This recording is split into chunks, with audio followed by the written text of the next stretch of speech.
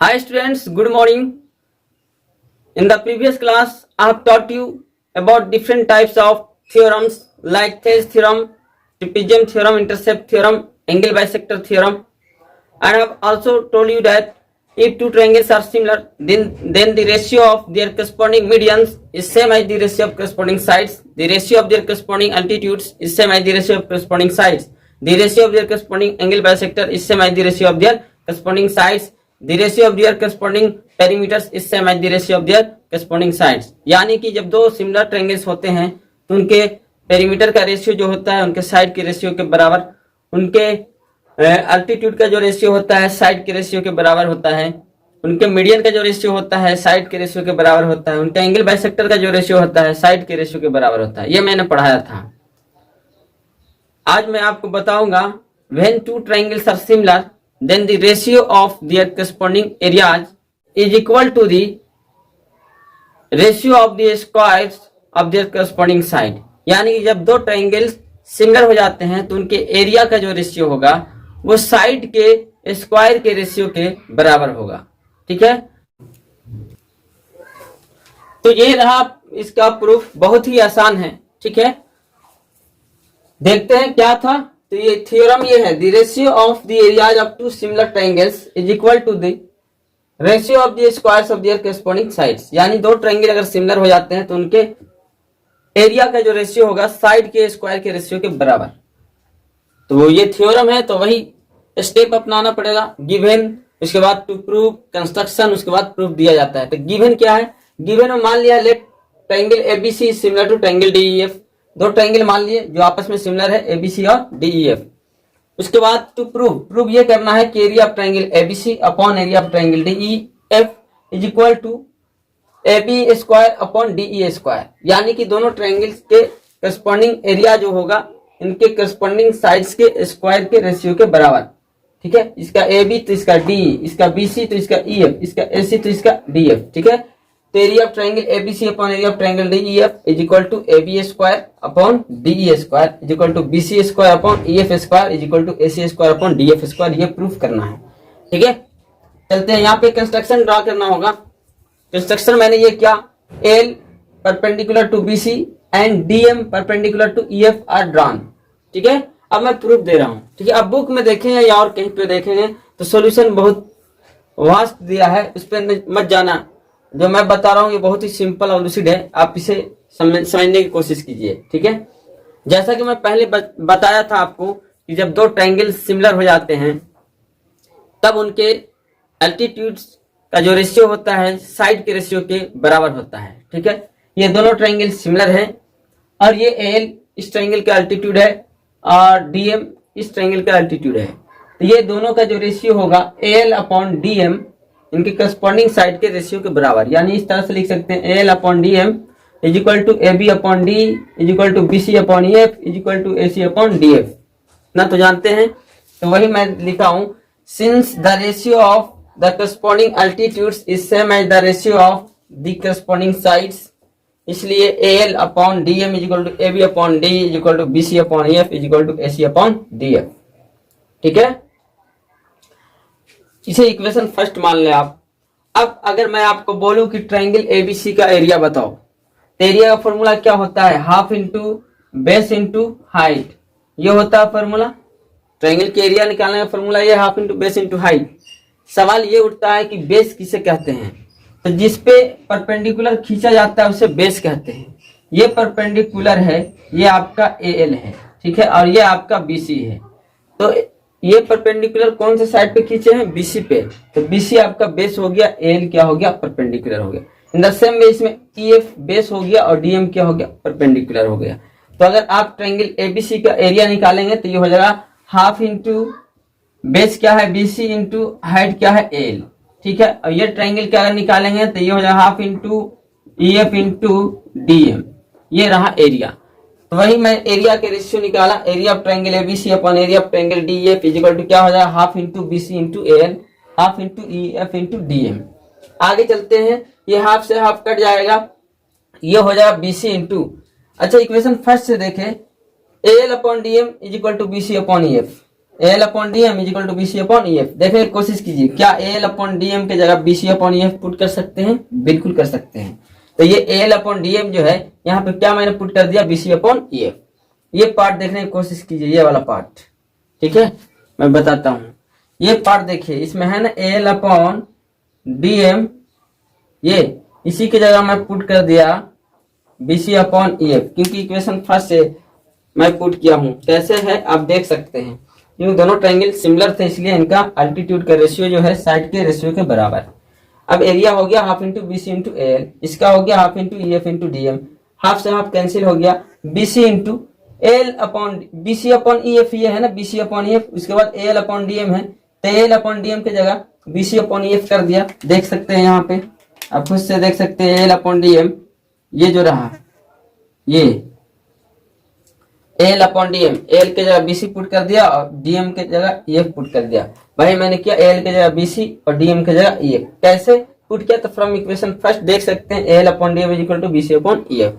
तो यहाँ से क्या हो गया? बीसी इंटू बीसी क्या हो गया आपका? बीसी स्क्वायर, और E F into E F क्या हो गया? E F square. अब देखिए बीसी क्या है? साइड है, ई एफ इस ट्रायंगल का साइड है, तो यही प्रूफ हो गया। The ratio of the area of this two triangles is same as the ratio of the squares of the corresponding sides. ठीक है, ये साइड से साइड के स्क्वायर के बराबर आ गया है। तो इस तरह से आप कह सकते हैं कि जो दो ट्रायंगल सिमिलर होते हैं तो उनके एरिया का जो रेशियो है कॉरस्पॉन्डिंग साइड्स के स्क्वायर के रेशियो के बराबर होगा। ठीक है, तो इतना कर दें तो भी ठीक है, नहीं तो आप इस तरह से भी लिख देंगे। ठीक है, आप इस तरह से लिख लें। इसके बाद मैं लिख रहा हूं, ठीक है, आप कॉपी में इसी के जस्ट नीचे लिखना। मेरे पास स्पेस है नहीं इसलिए मैं ऊपर में लिख रहा हूं। Hence area of triangle ABC upon area of triangle DEF is equal to, अब हम कह सकते हैं क्योंकि बीसी स्क्वायर अपॉन ईएफ ये आया हुआ है, अब देख सकते हैं BC upon EF, BC upon EF के बराबर एसी अपॉन डीएफ भी है और एसी अपॉन डीएफ के बराबर एबी अपॉन डीई भी है। तो कुछ भी कह सकते हैं। अगर बीसी अपॉन ईएफ की जगह हम पुट कर देंगे एबी अपॉन डी तो ये हो जाएगा AB square upon D square. अगर बीसी अपॉन ईएफ की जगह हम पुट कर दें एसी अपॉन डीएफ तो ये हो जाएगा AC square upon DF square. ठीक है, समझ में आ रहा है? तो क्या हो गया? 10 the area of triangle ABC upon area of triangle DEF is equal to AB square upon DE square is equal to BC square upon EF square is equal to AC square upon DF square. ये proof करना था, proof हो चुका है। ठीक है, लिख देना हेंस प्रूव्ड, हेंस प्रूव्ड। तो ये था आपका प्रूफ। ठीक है, कैसे हुआ नहीं हुआ आपको समझ में आया होगा। नहीं आता है समझ में, आप वीडियो के रिप्ले कर लें। ठीक है, वहां से समझ लें आप। ओके, तो इसे आप कॉपी कर लें।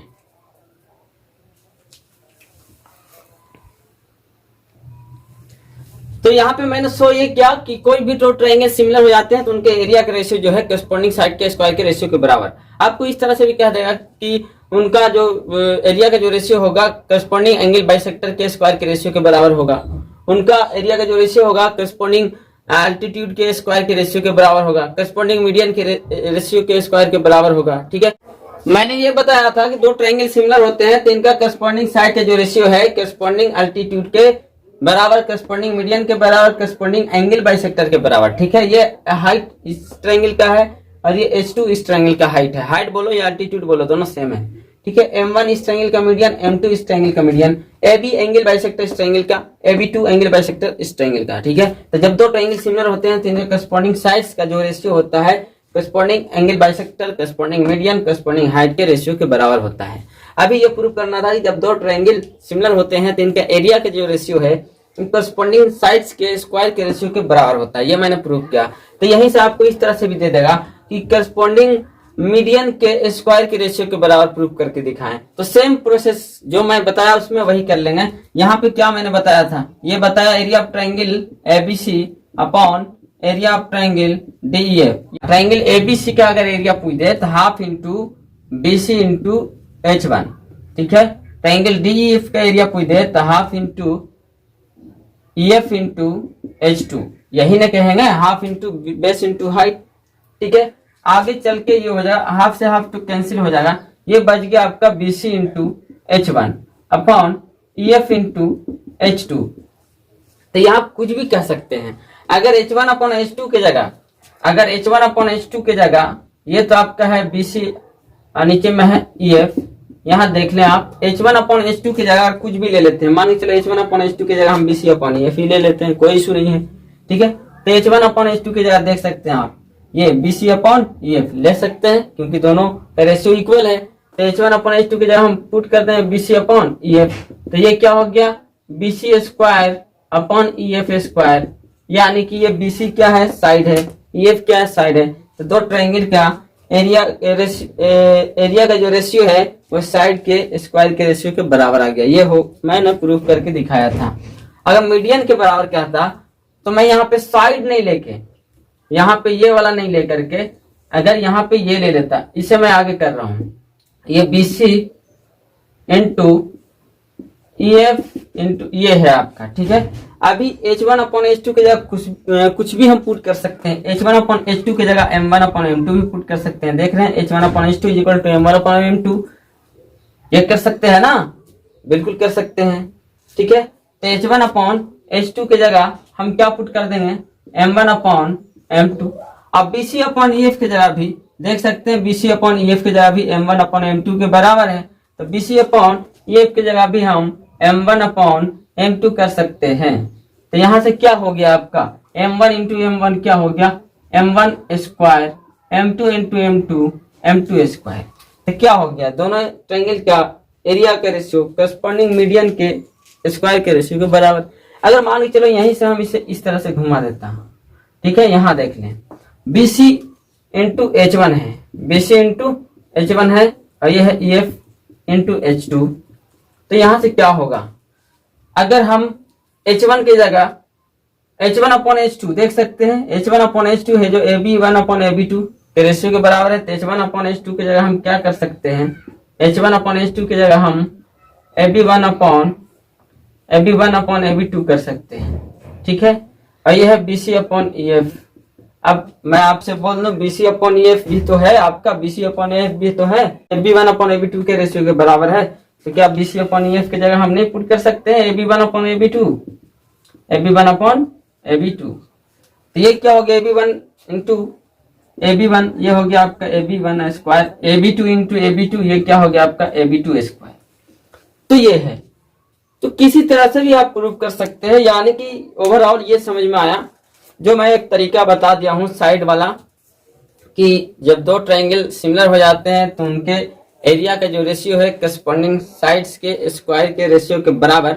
जिस तरह से मैं सब प्रूफ करके दिखाया, सेम उसी फॉर्मेट को आप अप्लाई करेंगे। और जहां पे मैं साइड H1 अपॉन H2 की जगह साइड ले रहा हूं, तो यहाँ पे हम जैसे मीडियन पुट करना तो कैसे ले रहे हैं, इस तरह से लेकर के। अगर एंगल बाइसेक्टर बोल रहा है तो मैं कैसे लिया, इस तरह से आप ले लेंगे।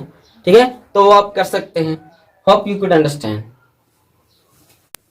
नेक्स्ट थ्योरम जो है वो बहुत इंपॉर्टेंट है, इसे भी देखते हैं। कहता यह है कि अगर किसी भी राइट एंगल ट्रायंगल के राइट एंगल वाले कोना से अगर हाइपोटेनस पे परपेंडिकुलर खींच दिया जाए, यानी कि ये है आपका ये राइट ट्रायंगल, ये है आपका ABC राइट ट्रायंगल है, राइट एंगल है बी पे। तो राइट एंगल वाले कोना से यानी कि बी से यह हाइपोटेनस, आपको पता होना चाहिए कि 90 डिग्री के सामने वाला साइड क्या होता है, हाइपोटेनस। तो यहाँ आप बैठ जाए, यहां से सामने देखिए तो कौन सा साइड दिख रहा है, AC।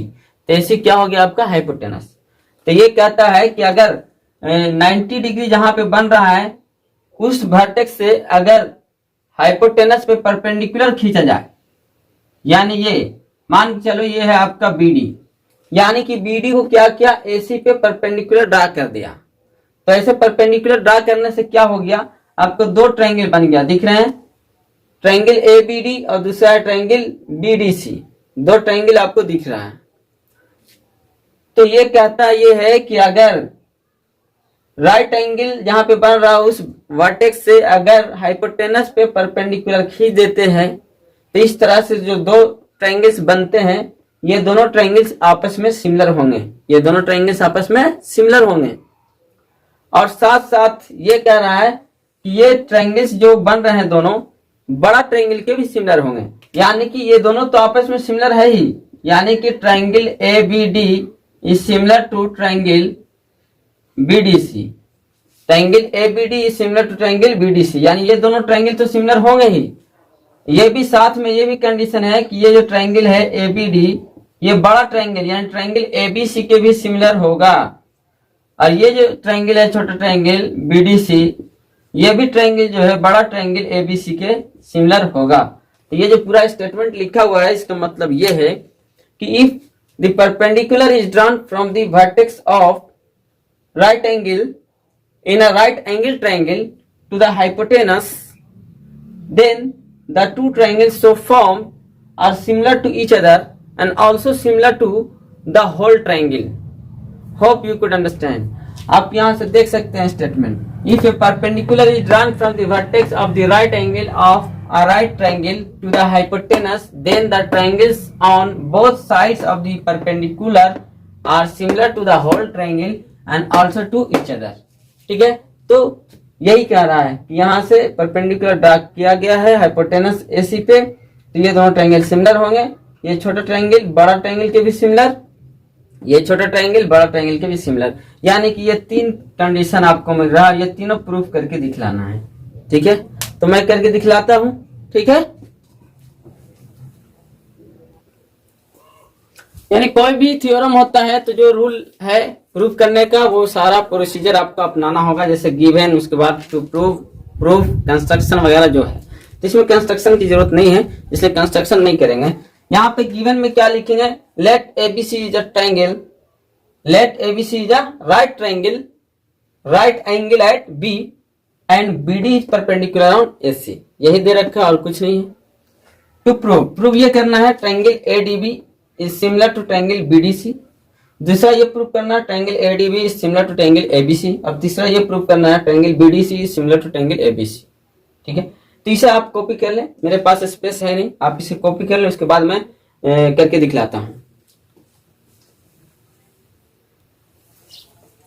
तो ये रहा प्रूफ आपका। ठीक है, पहले हम देखते हैं ट्रायंगल ए डी बी में। ये ट्रायंगल में देखते हैं तीनों एंगल का सम क्या होता है, किसी भी ट्रायंगल के तीनों एंगल का सम 180 डिग्री होता है। ठीक है, तो क्या हो जाएगा, angle A plus angle A D B plus angle A B D, ये तीनों एंगल का सम कितना होना चाहिए, 180 डिग्री।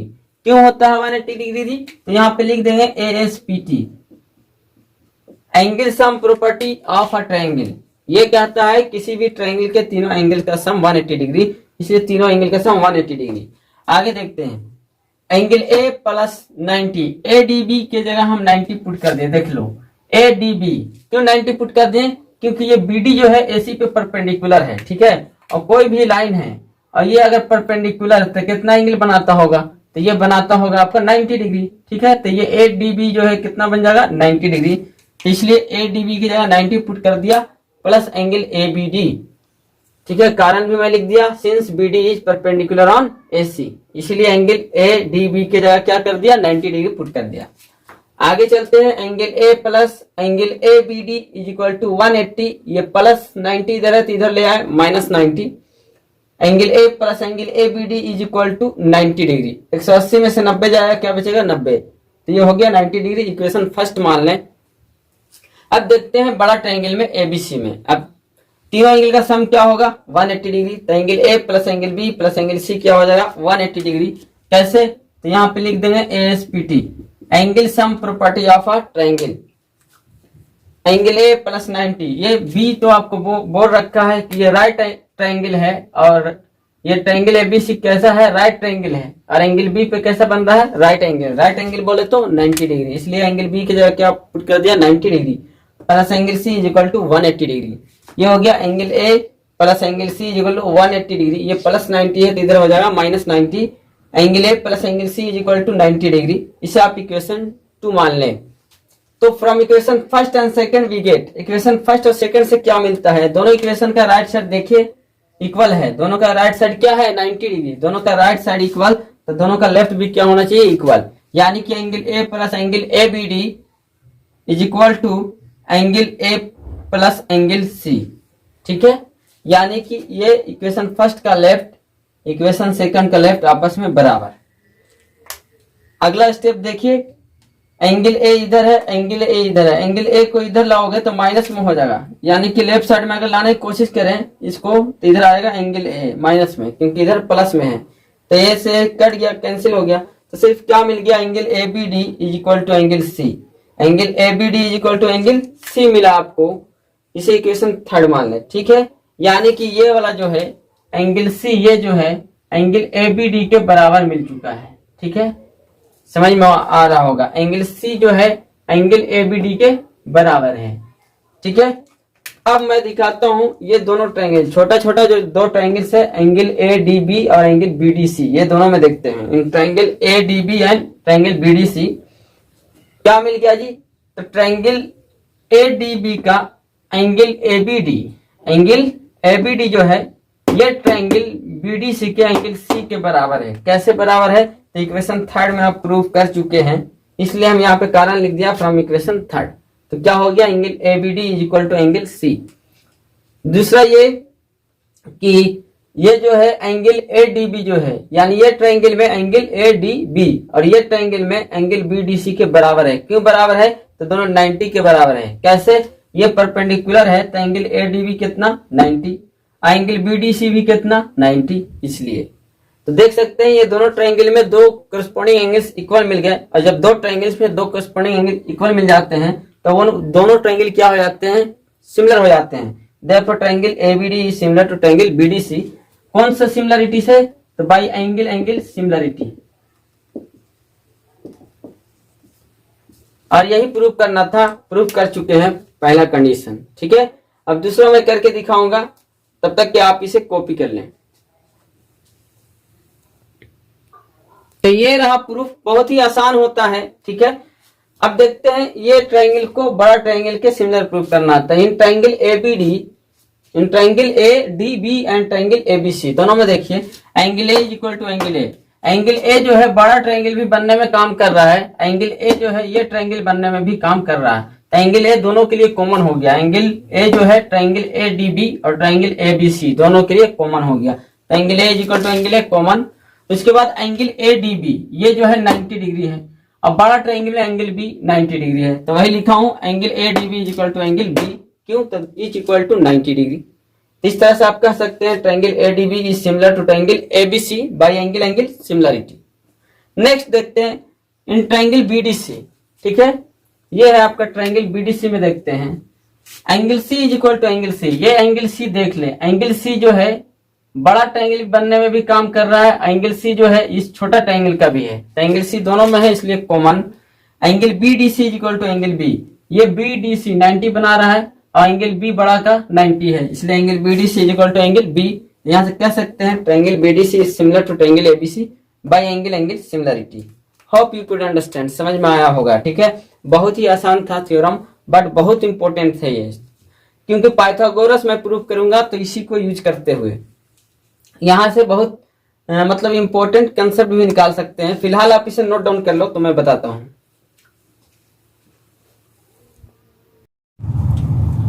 तो ये रहा इंपॉर्टेंट नोट, यानी कि जब ट्रायंगल एबीसी एक राइट ट्रायंगल होगा और एंगल बी पे राइट एंगल बनता होगा और बीडी जो है एसी पे परपेंडिकुलर होगा, तो ये आपको मिलेगा। अभी मैंने बताया आपको कि ये दोनों ट्रायंगल आपस में सिमिलर हो जाएंगे। Triangle ADB will be similar to triangle BDC.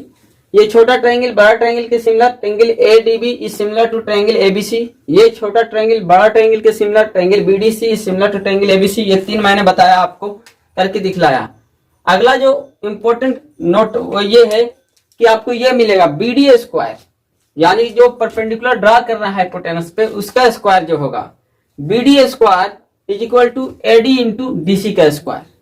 ये जो 90 डिग्री वर्टेक्स से हाइपोटेनस पे जो परपेंडिकुलर ड्रा कर रहे हैं इसका स्क्वायर जो होगा, और ये जो इंटरसेक्ट जो कर रहा है हाइपोटेनस के वो इंटरसेक्शन पॉइंट के प्रोडक्ट के बराबर, यानी BD square is equal to AD into DC.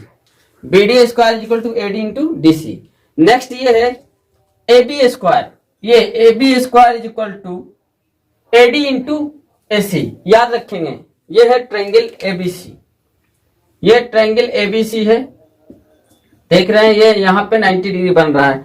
अगर हम ए बी लेते हैं ए बी, तो ए बी का स्क्वायर क्या मिल जाएगा, A B square equal to इधर से ए डी, ए बी तो ये ए डी और फिर पूरा ए सी, यानी कि A B square equal to A D into A C, A B square equal to A D into A C. अगर ये छोटा ट्रायंगल को देख लें, यहाँ पे देखिए तो क्या हो गया, ये A B square equal to A D into और फिर पूरा बड़ा वाला ए सी। ठीक है, इस तरह से याद रखें, मैं सबको प्रूव करके बताऊंगा।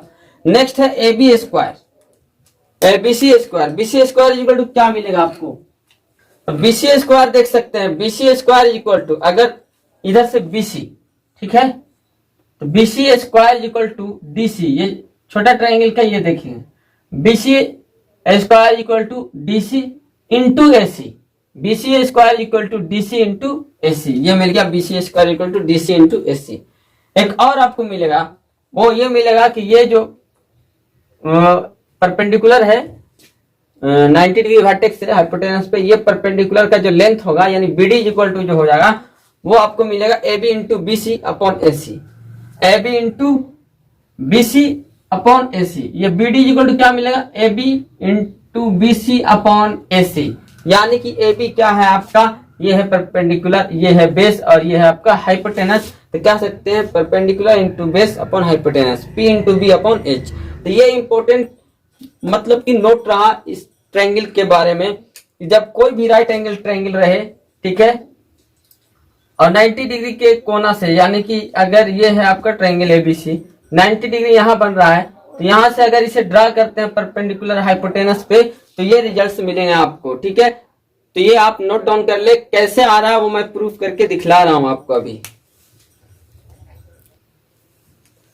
अब ये होता ये है कि जब दो ट्रायंगल सिमिलर हो जाते हैं तो उनका करस्पॉन्डिंग साइड्स प्रोपोर्शनल हो जाते हैं, यानी करस्पॉन्डिंग साइड्स का रेशियो इक्वल हो जाते हैं। तो कौन सा साइड्स लेंगे, कैसे लेंगे, यही स्टूडेंट को नहीं आता है करने, यानी कि वो कंफ्यूज होते रहता है कि अगर ये ट्रायंगल का ए बी लेंगे तो ये ट्रायंगल का कौन सा पार्ट लेंगे, अगर ये ट्रायंगल का हम ए डी लेंगे तो ये ट्रायंगल का कौन सा लेंथ लेंगे। तो ये कंफ्यूजन दूर मैं कर दिया, आप इस तरह से समझ लो। देख लें आप, ये आपका ट्रायंगल है, ठीक है, ये है ट्रायंगल एबीसी, ट्रायंगल एबीसी कहां पे राइट एंगल है, एंगल बी पे राइट एंगल है। आप मुझे खुद बताइए, अगर एंगल बी 90 डिग्री, ये है ट्रायंगल एबीसी, ठीक है, क्या है ट्रायंगल एबीसी, कहां पे 90 डिग्री बन रहा है, एंगल बी पे। अगर एंगल बी पे 90 डिग्री बन रहा है तो बाकी दो एंगल्स मिलके आपका 90 डिग्री होना चाहिए, क्योंकि एक ट्रायंगल में टोटल 180 डिग्री होता है, ये 90 खुद हो गया, तो ये दोनों मिलके कितना होना चाहिए, 90 होना चाहिए, है ना। तो अगर हम इसे थीटा मान लेते हैं तो ये कितना हो जाएगा, 90 माइनस थीटा होगा या नहीं। ये टोटल मिलके 90, यानी टोटल 90 है, आपको 40 दे दिया था, बचा कितना, 90 माइनस 40 ही ना बचा। अगर इसे हम 40 मान लेते हैं तब कितना बचा जी, तो क्या होगा 90 माइनस 40 यानी कि 50। तो वही कह रहे हैं कि ये तो ऑलरेडी 90 हो गया, बाकी ये दोनों मिलके 90 होना चाहिए। इसे अगर थीटा मान लेते हैं तो ये 90 माइनस थीटा, इसे अगर 40 मान लेते हैं तो 90 माइनस 40 क्या हो गया, 50। अब 50 40 कितना होता है, 90। समझ में आना, ठीक है। तो कहने का मतलब ये है कि अगर किसी भी ट्रायंगल में एक एंगल 90 डिग्री हो जाता है तो बाकी दो एंगल्स जो बचते हैं आपस में कैसा होते हैं, कंप्लीमेंट्री एंगल्स होते हैं। ठीक है, यानी ऐसा दो एंगल्स जिसका सम 90 डिग्री वो कहलाते हैं कॉम्प्लीमेंट्री एंगल्स, यानी ये दोनों मिलकर कितना बनाना चाहिए, 90। देखो अभी बनाएगा, दोनों का सम कितना होना चाहिए, 90। तो थीटा प्लस 90 माइनस थीटा, ये दोनों जोड़ के कितना आ गया, 90 आ गया, थीटा से थीटा कट गया, क्या बच गया, 90, यानी दोनों का सम कितना हो गया, 90। ये दोनों क्या कहलाते हैं, कॉम्प्लीमेंट्री एंगल्स। ठीक है, एंगल्स बेसिक जो है लाइन्स एंड एंगल्स वो मैं बताया हूं, अगर उसे आप देखना चाहते हैं तो आई बटन को क्लिक करके देख सकते हैं। ठीक है, तो ओवरऑल ये समझ में आ गया कि ये अगर 90 ये थीटा तो ये 90 माइनस थीटा, यहां तक के तो क्लियर है। अब क्या कह रहा है कि यहां से परपेंडिकुलर खींचा जा रहा है एसी पे, ये आपका बीडी जो है इस पे परपेंडिकुलर है, यानी कि 90 डिग्री, ये भी कितना 90, क्योंकि एक स्ट्रेट लाइन पे टोटल कितना बनता है जी, 180। अगर ये 90 हो गया तो ये भी कितना 90। ठीक है, अब इस ट्रायंगल में देखते हैं, ये ट्रायंगल में देखने की कोशिश कीजिए, ये है आपका 90 और ये है थीटा, तो ये कितना होना चाहिए बताइए, ये 90 ये थीटा, तो ये कितना हो जाएगा 90 माइनस थीटा। ठीक है, अब ये ट्रायंगल में देखो, ये ट्रायंगल देखने की कोशिश की, ये 90 डिग्री है और ये 90 माइनस थीटा है, तो ये कितना हो जाएगा थीटा। यानी ओवरऑल इस तरह से आप याद रखें कि कोई भी राइट एंगल ट्रायंगल है, ये तो 90 हो गया, एक को हम थीटा मान लेते हैं तो दूसरा हो जाएगा 90 माइनस थीटा, खत्म। इसमें क्या था देखिए, ये था आपका ये ट्रायंगल एबीसी, ये 90, ये थीटा मान लिया, ये 90 माइनस थीटा। अब ये परपेंडिकुलर ड्रा हुआ बीडी, इस ट्रायंगल में देखें ये 90 ये थीटा, तो ये क्या हो जाएगा 90 माइनस थीटा। ये ट्रायंगल में देखो ये 90 माइनस थीटा है पहले से, ये 90 है, तो ये क्या हो जाएगा आपका थीटा। यानी कि समझ में आ गया होगा कैसे हम माने। अब हम प्रूफ करके दिखाते हैं, ठीक है। तो कौन सा एंगल कैसे माने हैं आप समझ चुके होंगे। अब मैं प्रूफ करके बताता हूं। जो नोट का पॉइंट लिखाया 4, 5, 6, 7, जो उधर में 4 पॉइंट था, वो 4 पॉइंट मैं प्रूफ करके दिखाता हूं, ठीक है। मैं बोला कि ये BD स्क्वायर जो होगा वो होगा आपका AD इंटू DC। कैसे होगा सो देख लें। अभी आप जानते हैं कि ट्रायंगल ADB जो है ट्रायंगल BDC के सिमिलर है। जब दोनों ट्रायंगल सिमिलर तो इनका करस्पॉन्डिंग साइड्स क्या होता है, प्रोपोर्शनल, यानी करस्पॉन्डिंग साइड्स का रेशियो इक्वल होना चाहिए, ठीक है। अब यहाँ पे कंफ्यूजन यह होता है कि ये दोनों ट्रायंगल के कौन सा करस्पॉन्डिंग साइड्स लें, तो इसीलिए मैं इस तरह से बना लिया, ठीक है। अब एकदम आसान होगा। अगर 90 डिग्री माइनस थीटा के सामने ये BD है तो बड़ा वाला ट्रायंगल में 90 माइनस थीटा के सामने कौन है, तो 90 माइनस थीटा के सामने BC है। इस तरह से ले सकते हैं। तो फिलहाल ये दोनों ट्रायंगल की बात हो रही है, यानी कि ये और ये, ठीक है। दोनों ट्रायंगल सिमिलर है, इसलिए इनका साइड्स करस्पॉन्डिंग साइड्स प्रोपोर्शनल होंगे। मैंने क्या किया कि इसका AB लिया, ये ट्रायंगल ADB का AB लिया। अब AB देखिए, AB जो है कहाँ है, तो 90 डिग्री के सामने के साइड है। AB क्या है, 90 डिग्री के सामने का साइड है। तब ये ट्रायंगल में 90 डिग्री ढूंढिए, कहाँ है, यहाँ है। तो ये 90 डिग्री के सामने का साइड कौन हो गया, BC। यानी कि इसका अगर AB लेंगे तो इसका क्या होगा, BC, वही हो गया AB upon BC। Next AD, यानी इसका AD ले रहे हैं।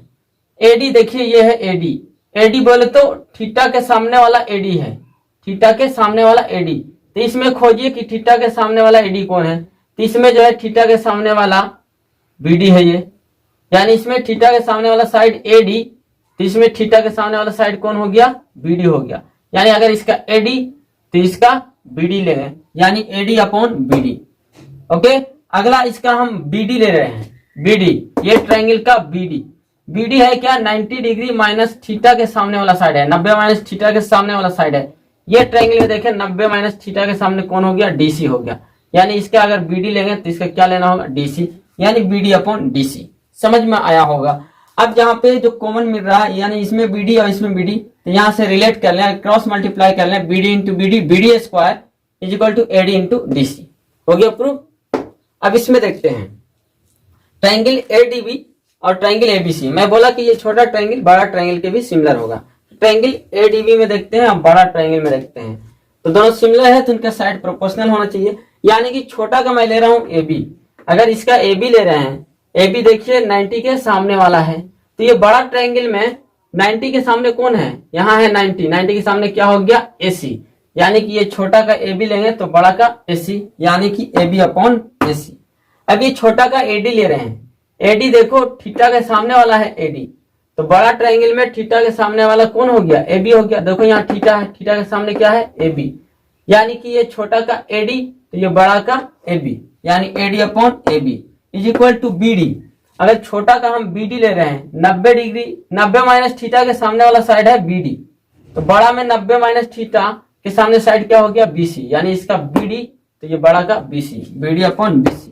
यहाँ से देख रहे हैं दोनों में कॉमन मिल चुका है AB तो क्या हो गया, AB square is equal to AD into AC। हो गया प्रूफ।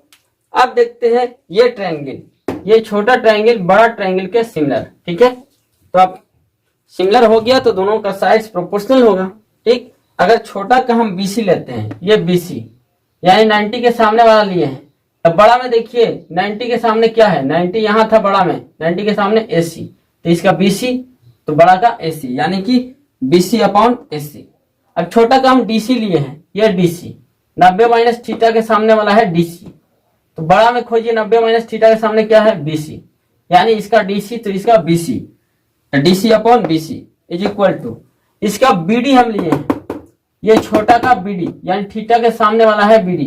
तो बड़ा ट्रायंगल में देखिए थीटा के सामने क्या है, थीटा के सामने है AB, तो इसका बीडी तो इसका AB, यानी कि यहाँ पे देखिए दोनों में कॉमन क्या मिल रहा है, BC मिल रहा है। तो BC square is equal to DC into AC।